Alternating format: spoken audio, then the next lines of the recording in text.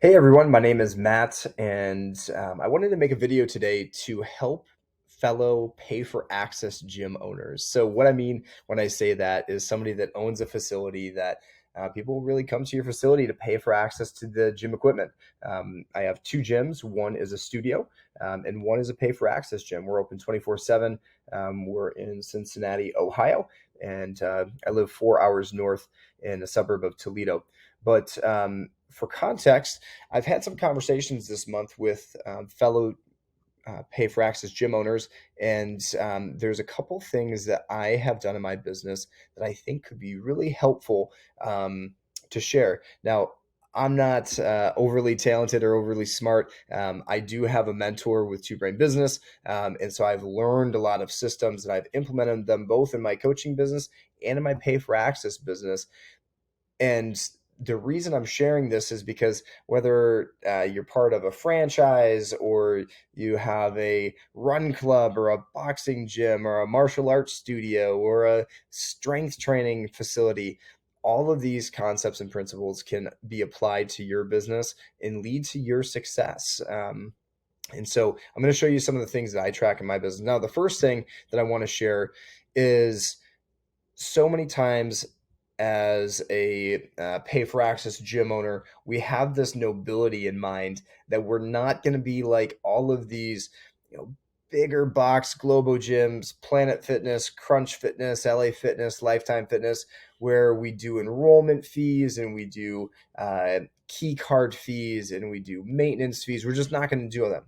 Well, there's a secret that I'm going to share with you. The reason that those gyms do that is that it's part of the model because the ticket price is so low and you're really playing a volume game. You have to have more upfront costs to make your model profitable. A lot of you that are in this Facebook group probably already know that because you may not be making the style of living that you want to make from your business and you're struggling. So my gym, we implemented a enrollment fee.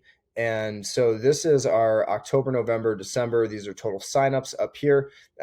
So this is where we're at in 2022 so far through March. Down payments. So this is what's collected at signup. So our enrollment fee is $100. How did we come up with that number? We tested a number last year when we rolled out enrollment fees, and we weren't getting a lot of pushback from it, so we raised it this year. Our team does have autonomy, so our general manager and assistant GM, they have the autonomy to not lose somebody over that price. So they do have the ability to bring that down if they feel like somebody will be a good fit for our gym and that they'll be there consistently. We have a $30 key card fee. So the key card is actually through software that members can download on their phone, and it's $30 to get access to it one time. We also have two maintenance fees. We've played with that. It used to be $29 once per year. Now it's $19 twice per year. So they're split out 6 months apart. And the first time that a client is billed for that is 3 months after they have signed up. They also pay for their first month at sign up. And so this is the average down payment. So when somebody first joins our gym, our membership fees are anywhere between $19 per month if you sign a 2-year contract. It's $25 a month if you sign a 1-year contract, and it's $30 if you're month to month. So even though the highest thing that we sell as far as pay for access service is 30 and the lowest is 20, our average down payment this month is 140.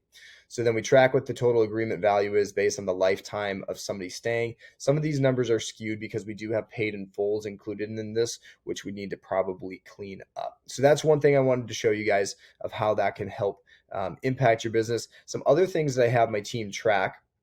So I don't go to my gym in Cincinnati very often. I'm there usually 2 to 3 times a year, and they do a great job without me being there.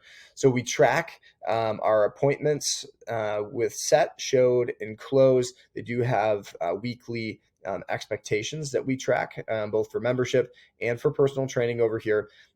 So if you're not tracking metrics, you definitely need to do that. Sorry, this keeps popping up at the bottom. I want to show you guys this one as well. So this down here is how we started tracking our leads. And actually, I got to slide this up. Sorry.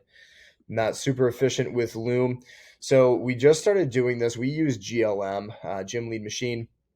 So even though GLM is a CRM, so you can manage all the communication, we wanted a spot where it's easy to work these leads when we've reached out if they haven't gone ahead and booked their appointment. Because the goal of this sheet is to see are people booking appointments, and then we can track what the team is doing in those appointments based on that other metric that I showed you.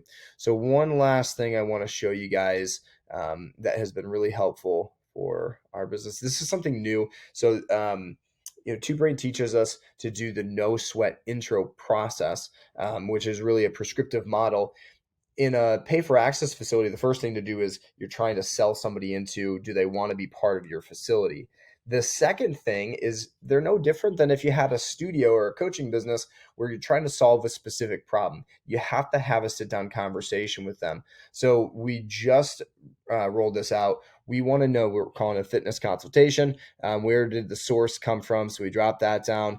And then are we getting them to show up? Because that's going to allow us to sell personal training. It's going to allow us to sell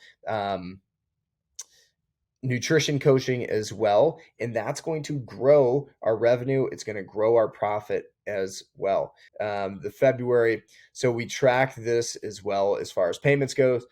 So here's your first payment. Here's how long their commitment is. And then over here, we look at how many PT signups we had last month. What did we collect in down payment in the first month? The average, total agreement value, and then how long do they stay in personal training? So if you're not doing something like this, this can be a huge value add to your business. If you don't know how to implement any of these things, having a mentor to guide you can save you so much time, eliminate headaches, and lead to more profitability. For context, since we've been doing this in 2020, we were literally bleeding out. I was losing about $5,000 a month. I moved to a much smaller facility. I have like this big badge of honor that I was in a 25,000 square foot facility, and it was literally causing me to go bankrupt. COVID was one of the best things that happened, even though we were closed for 6 months. We moved locations, overhead came way down. And since I've hired a GM and an assistant GM and started teaching them the same things that I'm doing with my coaching business, we are doing very well. Our net operating income last month was $15,000, and I have 3 people on staff, and payroll was $10,000 for those 3 people. So they're making a pretty solid living in a very blue collar part of Cincinnati. You guys can do this too. I'm not overly talented or overly intelligent, but I can follow systems that my mentor has taught me how to do. You guys can do the same. I hope this has been helpful for you.